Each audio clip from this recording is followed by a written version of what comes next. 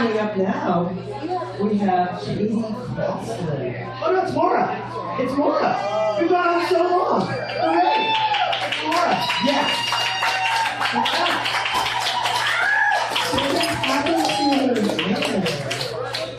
I like this look. This is nice. I think you should do this all the time. You look kind of hot. Okay, well, I'm giving it over to her.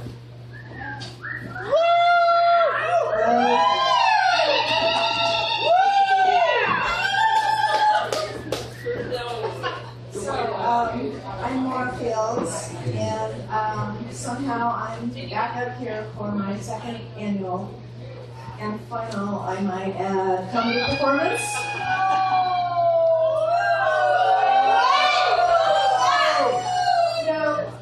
I'm not really sure how coming up here and making a complete ass of myself is going to help save any old growth. These people are desperate. And it's strange because I got to tell you, I'm not really a comedian, kidding around kind of person. In fact, all my life, people have been coming up to me and saying things like, don't take everything so serious and lighten up, it's not the end of the world, and like they could know that. Well, those are the polite ones anyway. The other ones just say, get a fucking life, or maybe you could get some heads. But they mean well. And the truth is, I'd be a lot better talking about how we're all going to die than really all the stuff going on in the environment and in the human race as a whole. I mean, there's corporate personhood and Monsanto taking over the global economy and fracking. And they basically poison the water table and farm animals lose their hair. Oh my God! And they get horrible oozing skin sores. And Frankenfish swimming around and Franken corn. And now we even have Franken Twinkies. And then there's the methane burp. And I know you've heard about all those methane farts from all those cows, but this is a lot worse. It's a methane burp that's going to kill us. And that's where there's, greenhouse gases. It causes warming. It causes the Arctic ice to melt. It then causes the permafrost to melt and releases a whole lot more methane. And pretty soon we all die a really horrible, slow, suffocating death. Unless we burn up first from extreme temperatures and chemical explosions. So, you might as well hook up a hose to your car exhaust right now and save yourself a lot of trouble. But, okay, I guess I should lighten up. This is comedy night. And I really can't deal with another one of those mass suicides. I really hate those. So, when I was up here last year, I was trying to explain this idea, which is actually my own spiritual philosophy, that we are all one shared consciousness. And according to many enlightened sages from many different spiritual traditions, and Tom Monroe, the mayor of Cottage Grove,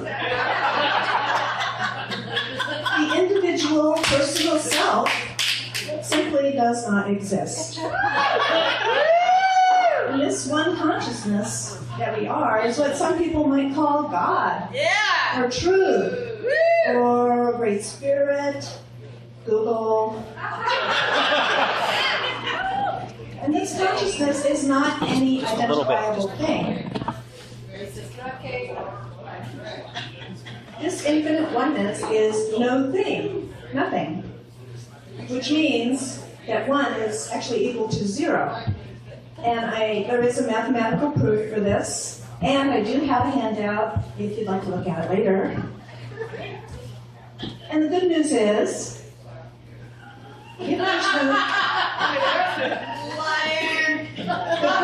the good news is, if there's no self, like I've been saying, then there can't be any self-hatred, self-deception, self-hatred, self-importance, and there's not any self-esteem or self-confidence either. And there's not even any self-flagellation. But you can still flagellate someone else, if that's what you're into. Just don't forget your safe word. So I thought I'd try to explain it a little differently this time. Not that we have no self, but that we actually have infinite selves. And you can see this in your own life. You know, sometimes you think you have it all together, you're on a roll, you're in charge of your destiny, or at least in charge of something, maybe your bladder. But other times you feel out of control and incompetent, or even incontinent.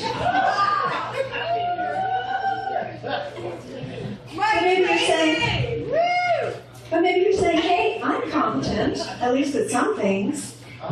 And you probably are. I mean, maybe you even hold down a job.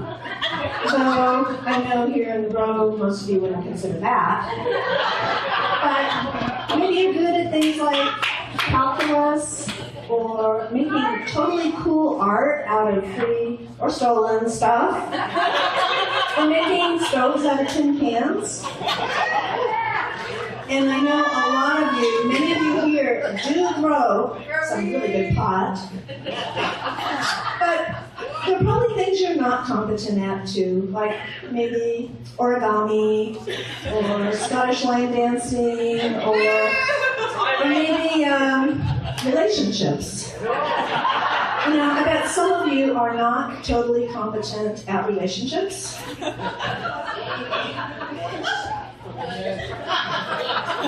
You know, things happen, shit goes down, and later you wish you had handled it a little bit better.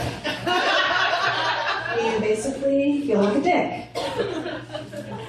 And you know, that phrase, feel like a dick, is very strange. Because when I was a little kid, and people would say, that guy's a real dick. It's confusing. Or sometimes they say, what a dickhead. Now, there's a mind boggler, because I still don't know, were they actually saying that someone's head looks like an actual dick? Because that's very hard to draw.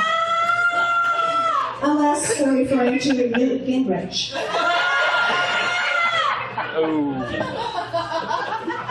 And that would explain why he wears those really tight neckties, you know, to keep the foreskin from sliding up over his face. Which might actually be an improvement.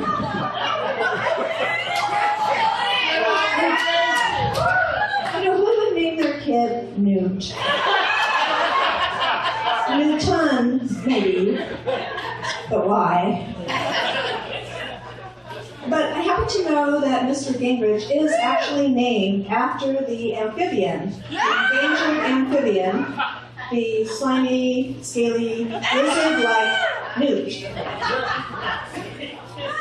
And did his parents have a premonition?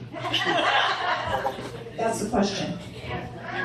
And you know, I get involved in a lot of political stuff, and last year, I was actually able to meet with Newt Gingrich when he was in Eugene.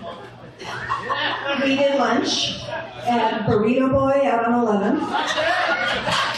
And I said, Newt, aren't you kind of an endangered species yourself? He thought I was talking about the amphibian, the warty newt, it's called, figure. Actually on the endangered species list. And so Newt does not like the Endangered Species Act because it's a tool that groups like Forrest Webb can use to try to save our last remaining old growth on the planet. So Newt says, and I quote, he says, "Yes, it will be a shame when my namesake's time on Earth is over, but it's God's will, and we must accept it." So naturally, I bowed my head, and we had a moment of silence over that. But then I had to say, you know, Newt, what did I say?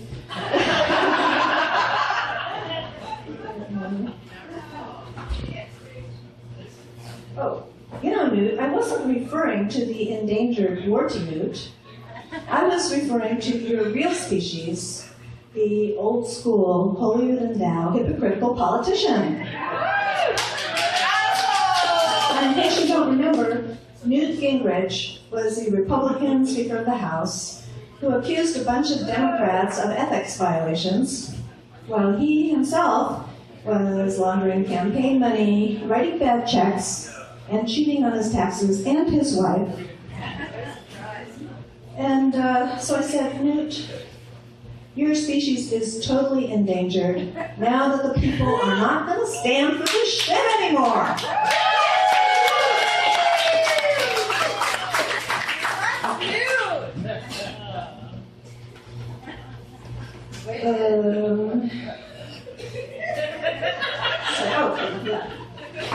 Well, he didn't like that. But I did notice that only a couple of weeks later, he introduced a bill in Congress to put the old school, holier-than-thou, hypocritical politician on the endangered species list and make it eligible for a large federal subsidy. But enough about Newt. I was talking about dicks. So, sometimes we think we're cool. Sometimes we feel like a dick. Sometimes we're happy. Sometimes we're uptight. Generous, selfish, worthy, unworthy, like that. So, if yourself shows up in all these infinite ways, like I was just explaining, then you just cannot pinpoint who or what you truly are. And again, we come back to the fact that the individual self, you, simply do not exist. And there is also a mathematical proof that infinity is equal to 0, which you might remember from before is also equal to 1. And again, it's all on the handout. So I know some of you think I might be a little delusional. And it's true that 1 in 3 people in this country is mentally unstable. And just think about your 2 closest friends. And if they're okay, it's got to be you. So could I be delusional? Well, really, there's no way I could be deluding myself because there is just no self here to delude. You know, do the math. And if you're having trouble following this, you feel a little lost, just consider Yogi Berra's advice. That's Yogi Berra. Yogi Berra's advice. He said, when you come to a fork in the road, take it. And maybe I am crazy, but then so are you. And it's good to remember what the scriptures tell us about this. And this applies to all of us, even the Jews. Deuteronomy 26:4. Blessed are the craft, for they shall live in light. Okay, that's it. Thank you for listening. Stay over, and don't forget to donate to Board Friends.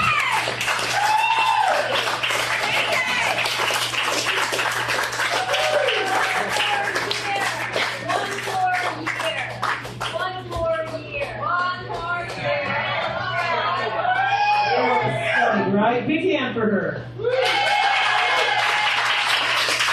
What do you do? What do you do when you get to a fork in your nose? Stick it in a ham. That's right.